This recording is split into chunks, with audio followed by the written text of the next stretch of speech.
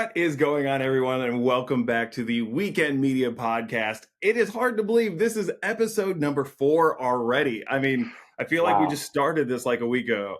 We record one every week, and we're up to 4 right now. This is insane. And next time we see each other, we're going to be recording number 5 live together, trackside of an event. It's absolutely insane, dude. Finally, man. It's gonna be exciting. Yeah, I gotta say, you always hear people say everybody's got a podcast nowadays, and I can see why, because it's so much fun. Like it's cool just hanging out with your friends and getting to do this kind of thing. We've done so many different other versions of media together, whether it's been filming for our Instagram stuff, filming for our YouTube channels, filming for the companies that we work for. So this is kind of neat to get to do this and kind of riff and have some fun and share some of the behind the scenes of things that we get to do. But in the last episode, Jose, I know you got to listen to it today as it dropped. Again, we record these a week ahead of time. And we talked about analysis paralysis, just getting from behind yourself, getting going, getting started, and just have some fun with it. Now, I think what we're going to hop in today is how do you manage that time?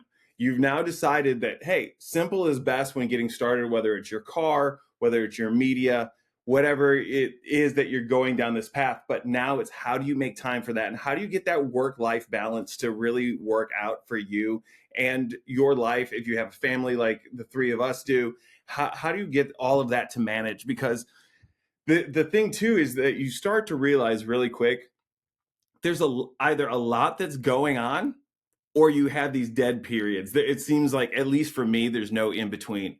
Either we have a rallycross event, a drift event, we have a tour off-road event, or we go through these periods where we're just kind of sitting around thinking, okay, there's nothing going on for the next week or two.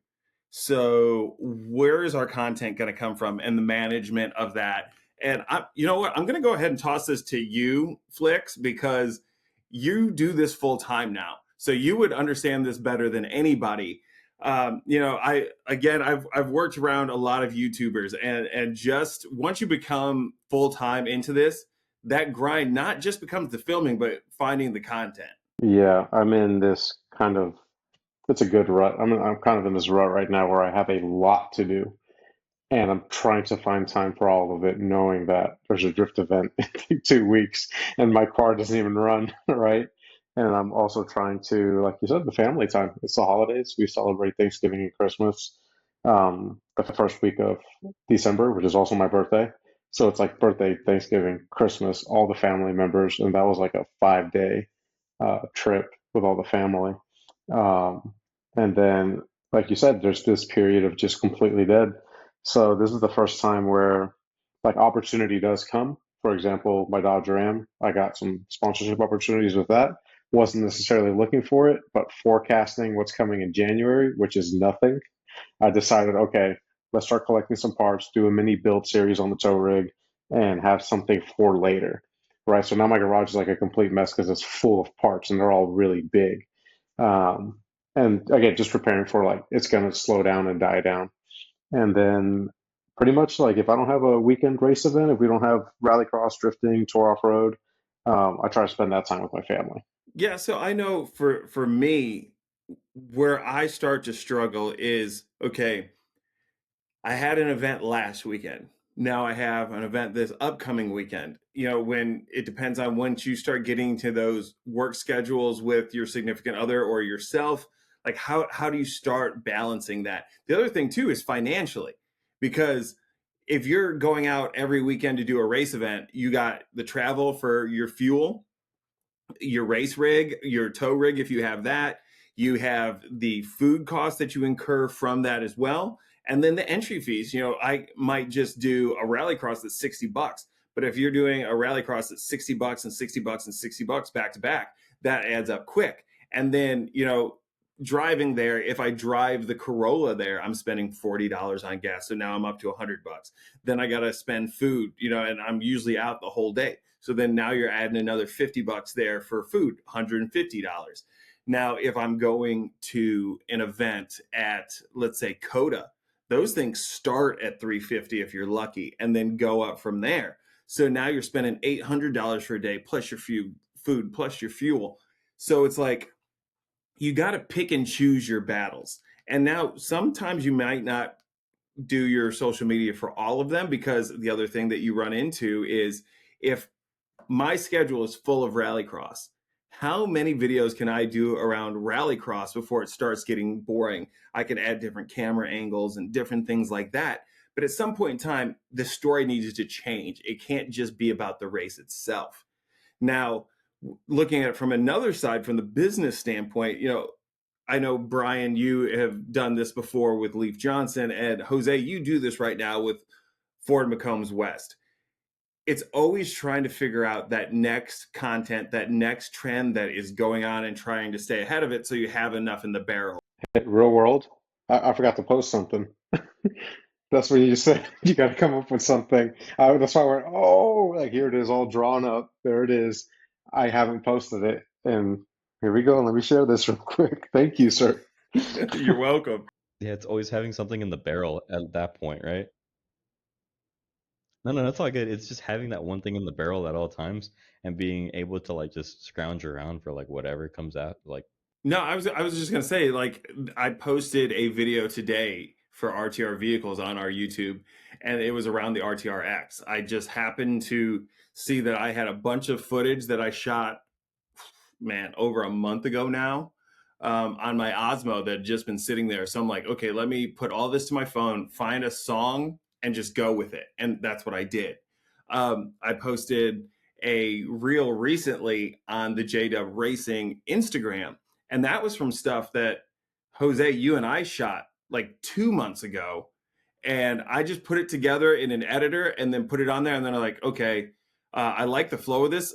Let me see if I can just find a song that fits to what I did. And luckily, I found one that hit every beat perfectly. I was like, all right, send it.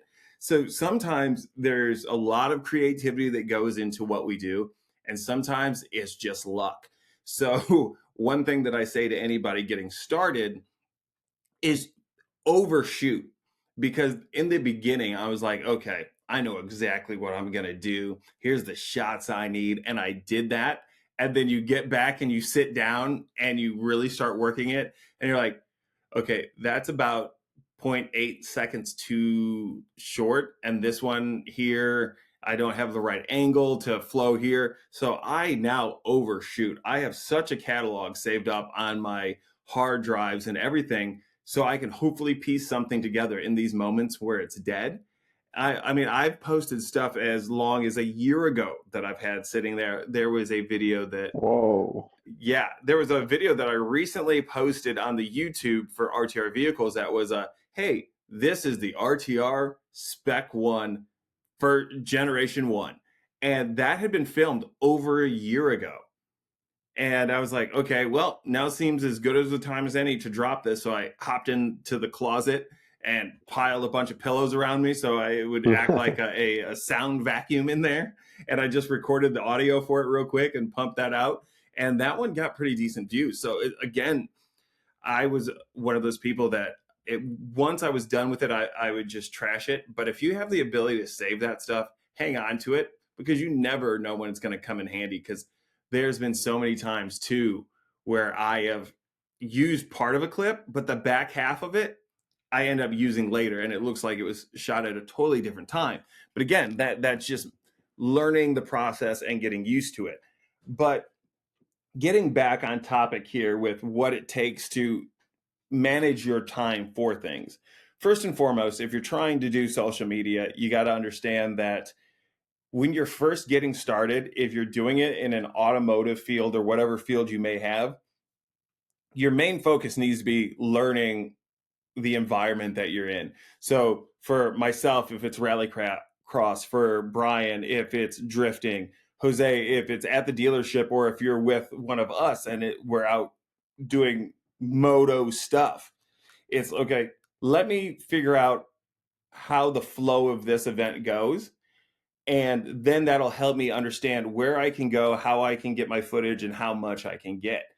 And if you're a solo content creator, like Brian, you and I used to be when we first started off, and it still are to some degree with our motorsports side of things, is your focus is trying to be on the event itself. So for someone who's just starting out, don't ever think that you're going to get everything that you need to make a cinematic video, because you're not.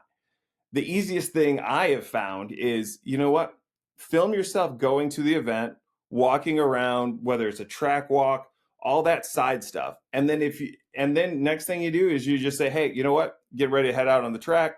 I'm going to see if I can get some B-roll in here, but we're going to see how this goes. And if you can, mount a GoPro or what have you inside your car, wherever you need to, get a little bit of B-roll there, chop it up, and then come back to it and say, okay, recap, here's how this went.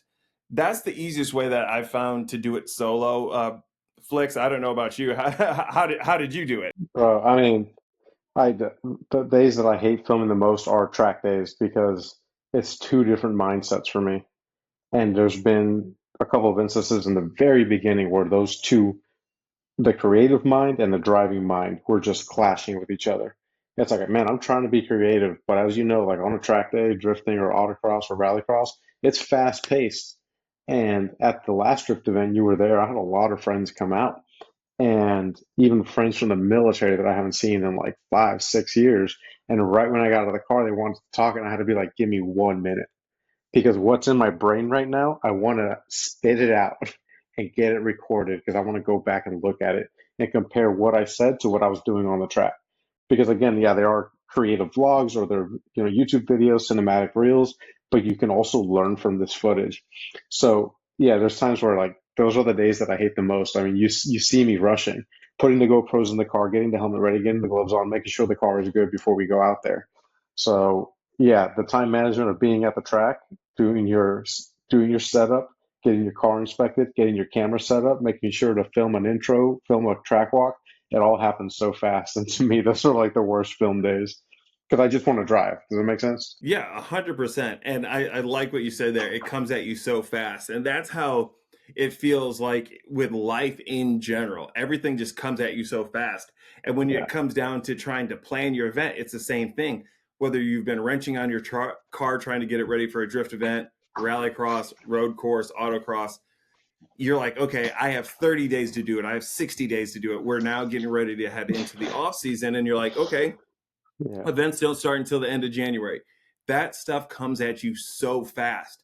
And then next thing you know, you're 4 days out and you have to have this car ready. And then that pressure starts getting to you. And you're like, okay, I don't Yeah, know if I'm dude. going to be able to do this. That's why I always say that the main focus needs to be your craft, and then the social media side is secondary.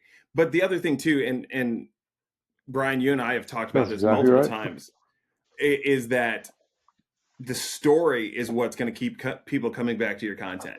I don't know how many times you and I talked about, hey, you know what? Just pick up the camera if you're wrenching on something, if it's a bad day, if it's a bad day at the track, because those are going to be the stories that people follow to see, okay, you know what? I've been there too. Like, I felt like I was done with this. I felt like I couldn't do this. And, we kind of touched base on this in the last podcast, is just all those gremlins creeping into your head, giving you that self-doubt that makes you think that you can't do it. Those are the moments you record, and then you look back on those and say, okay, here's where I was and here's where I am now. Look at my journey.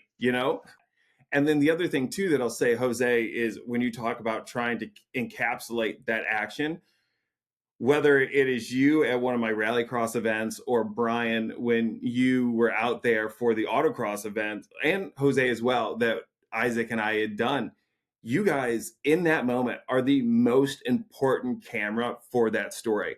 Because as you can attest to, Flix, is what you can set up as many GoPros in and around a car as you want, but unless you're doing like fast cuts, you're never going to capture the true speed of this. So then to have somebody on the outside capturing that. Exactly. And then the other part, like the GoPro stuff, is like, bro, nothing's ever going to beat seeing the car in motion, right? Especially like car guys. Like, you know this. When you watch the movie Gone in 60 Seconds, are you watching Nicolas Cage's feet and hands the whole time? Hell no. You're watching Eleanor soar through the sky, right? and you're like, oh yeah, this is great. Seeing the car, it becomes like a character. It's just very appealing to the eye. And that's why I'm always like, in the very beginning, when I was autocrossing, bro, it was like my wife 900 yards away with an iPhone filming me. The car Yeah. looked like a damn Skittle on the screen, dude. You could barely see it. But I mean, again, with what I had, that's what I was trying. So I mean, I would do different things, but with the GoPros, I would try different things like mounting it on the hood or inside the glass facing the outside to try and capture what it is that I'm seeing. Again, the speed never gets caught. It's really hard to see. But again, here's the other part of it as a learning tool. When you're recording the car from the outside and you rewatch that footage, you can see what the car is doing, right? A Yep. lot of Yeah. people in autocross, like those Ford Fiesta STs, they'll be Hmm. like, "Oh yeah, I had no idea I was three wheeling." And so I saw the video footage. Like, yeah, bro, you're on three wheels going around those corners. So it wasn't until I got some footage of the Challenger autocrossing that I realized like the car was slammed. I got to pull up a photo, but I was almost dragging the rocker on the turns. Like that car was so low that people were like, "What the hell?" And you would see the body just roll, right? And I'm like, "Oh yeah, no wonder it feels like a boat because it is." But it was going so low that I ripped off all the what do you call it, the mud flaps, Yeah. mud guards, splash guards, whatever they were. Yeah, they were gone, bro, because the car was going so low and they're just plastic that I just shaved them down on each side. So I'll send you the picture. But Oh, yeah, there's that tool. So one, bunch of GoPros, boring. Two, the outside footage helps you see how the car is reacting. no, yeah, absolutely. And I think that we can and we definitely should get into angles for shots and the creative side of what we do in one of these later podcasts. But to bring it back to where we're talking about our time management and how to get this done, at the end of the day, this becomes a grind. It's been a word that we've been using a lot lately amongst the four of us, and that's really what it comes down to.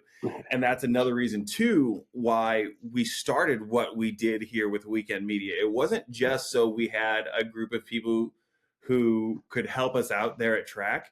It was also because Brian, you said it wonderfully before, is you wanted to find a group of people who had the hunger that you did and the passion behind it that you did. And that comes with also motivating each other, because there's been plenty of times where we're like, ugh, we don't really feel like doing this. And one of us will say, okay, but then when are we going to do this? If we keep putting this off, when are we going to get better at Yep. it? And I know we push one another. You and I do. We get on Isaac, but jokingly, because we're still friends. But it's just that motivation to be able to get that content, because that's what we're here to do. And I know that Isaac, he sometimes struggles with the vlogging side of things. So then you'll start to notice that he has an increase of what he does on Instagram, because it's easier for him to grab those quick clips out there and edit that. Because when you're doing what we do, not only is it getting to the events and financing all of that and capturing all the content, but at the end of the day, you got to sit down and edit that. And I think the three of us Brother. know very well that that's not a 5-minute deal unless you're extremely lucky and you're half-assing it. I mean, if you're doing a short, I mean, I can spend sometimes up to an hour on a short that I had planned out, because I'm going back and forth and looking for the right footage. Dude, if it's a full-fledged video, if I'm done within 24 hours editing a full, and I'm talking 10-minute video, that's a good day for me. So I mean, it That's a comes down great to, day. yeah, it's so much time management and saying, okay, you know what, this is gonna suck, and it's gonna suck for a little while. Because I know that we bring up other YouTubers from time to time, but if you look at someone like a Adam LZ or a TJ Hunt or a Cletus McFarland, somebody who has someone filming for them, it's because the ease of doing that. Daily Driven Exotics has a team of people that they bring in and out Hmm. to do that. But you have to get to the point where you can afford that person, because that's another expense that you have to incur. But until you get there, you have to have that grind. And again, is this something that you're in love with, or Is this just something that you're hooking up with? So you got to put in Exactly. that, you got to put it in that grind. So it comes down to, I know I can speak for myself. Okay, I have a full work week that I have this week. This weekend, I have a rallycross that we need to film, that we're also going to be doing a podcast at. And then at the end, we need to edit it. I have a family, I have work obligations that go into that. So I'm getting more strict with my work hours. You know, at 4 o'clock, I'm done with my regular job. I'll still answer text and do what I need to, but I shut that computer down. Okay, so then if I know that at the end of the week, I'm going to have 2 days that are focused on rallycross, okay, then now I need to say, okay, here's where I need to fit in my family time so that they feel like they are being seen and they are being taken care of. So that when the weekend comes, I've now taken care of everything I need to leading up to that, so that by the time we get there, we can full-fledged just focus on what we need to do. And then coming out of that, okay, well, you know what? Monday, probably Sunday night, but Monday we got to start editing everything that we did so we can get the podcast live, so we can get the videos live. So then that means, okay, yeah, Yep. you still have a family that you need to take care of. You still have dinners that need to get made, dogs that need to get fed. So guess what? That now means that you might not start editing until 10 or 11 o'clock, and you'll be putting in a long night. But unfortunately, in the beginning, that's what you need to really do and grind at. And Brian, that's your full-time job right now. About 5:30, I am in this exact office right here, and I'm planning, editing, scheduling everything. And from 5 to 7 a.m., that's what I do. And then from 7 to 7:30, it's like breakfast and get ready for the day kind of deal. And that's wake up my son, get him ready for daycare, take him to daycare, and I either peel off to the gym, and then after the gym, we'll call that 8, we'll say about 10 a.m. by the time all that's done. But that's like my me time is that morning part of the day, because after that it's work. We're working on the car, we're filming, it's a work day. And then when I pick Gabe up, it's family time because I get here probably an hour before Ashley does. And when she gets home from work, she's the beast. She starts cooking dinner. I'm entertaining Gabe. So I was putting Christmas lights up. Bro, I have no idea what I'm doing. And that's when I looked at my phone and I was like, bro, I need to get inside. Um, and it's the family time in the evening. But I find I get most of the bulk of the editing work done in those 2 hours. Because even if I'm not filming or wrenching on the car for the rest of the day, I'm pretty much here. Like I'm in this corner a lot, and I'm just cranking out media. There, right off the bat, I gotta say, you might have been the wrong person to talk to about this, and here's why. Here's why. Because you said, I mean, it's it's pretty easy. Get up at 5 o'clock in the morning, yada yada yada. You're a military dude, so you're used to the early mornings. For the average Yeah, folk, unless you grew up on a farm, which I did, and I'm already out of those phases, that getting up at 5 a.m. is a struggle for some people. So whereas you have a leg up on that, you had some training. I have been lucky from the standpoint that Louisa works in the medical field, so she works Friday, Saturday, Sunday typically. So she's already working a 12-hour shift from 10 to 10. So I'm gone before she wakes up, but I'm home by the time she gets home in most cases. And then Ethan comes along with me, my son, and he is working like you guys do for Isaac. So he's my crew chief, and he's my spotter and all that. And it helps too because now we're interacting and we're spending that time together that we could lose otherwise from me being gone. So being able to bring the people that you care about or you guys into the fold is nice because then you get to share that with these people and you don't miss out on those times as well. Because again, it goes by really, really fast, and you don't want to say that you didn't get to spend time with the people that you care about by saying that you spent too much time chasing your dream. Now, if you can chase your dream and bring those people along with you, like we're lucky enough to be able to do the majority of the time, that is a perfect blend of work-life balance, but it's not always the case. It's really not. And if you want to get into any type of social media, if you're trying to get into motorsports, or if you're trying to get into any field in general, just know that it means early mornings, the 5 a.m.s that are easy for Brian, the late nights that are easy for me. That just is what you got to do. For all of the rallycross events that I've done, outside of the Houston SCCA has had uh, three or four events I've attended this year, but a lot of them have gotten rained out, and that's maybe an hour away from me, hour and a half. But otherwise, everything's up in Austin. Tour is up in Austin. The drifting is up in Austin or San Antonio. So I'm looking at getting up at 3 o'clock in the morning so I can do a 4 hour drive to either one of those places, so that we can set up our cameras and we can be there for drivers' meetings and track walks. And then it's a long day of filming. Yeah. And whoever thinks like, oh, you're a YouTuber, that's got to be easy. No, you're on your feet or you're running around in the Texas heat. Or Mm-hmm. our very first rallycross event, it was bitter cold for Texas. Cold, dude. We had some sprinkling rain from here and there. We had the wind was blowing. It was in the low 40s, felt like mid 30s. It wasn't easy, and it's all day long just beating on your body. I was convulsing. Remember, we were like in those damn bushes, and Yeah. I was like, this is the worst footage. Yeah, dude, it's not easy. There's been something that has gotten each one of us this year. I mean, whether it was the cold with you guys or when I was there for the drifting with Isaac and the heat got to me. Yeah, you weren't looking so hot. No, I always, see Vaughn talking about, eating healthy and the mind, body, and spirit and this and that. And at times I would be like, okay, now we're taking it a bit far here, boss. Like, ring it back in. It is in 1970.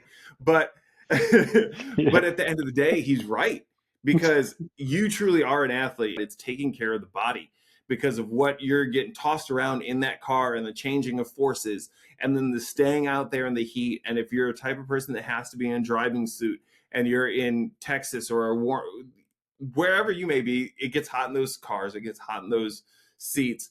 And then you add the Texas heat to that, and it makes it that much worse.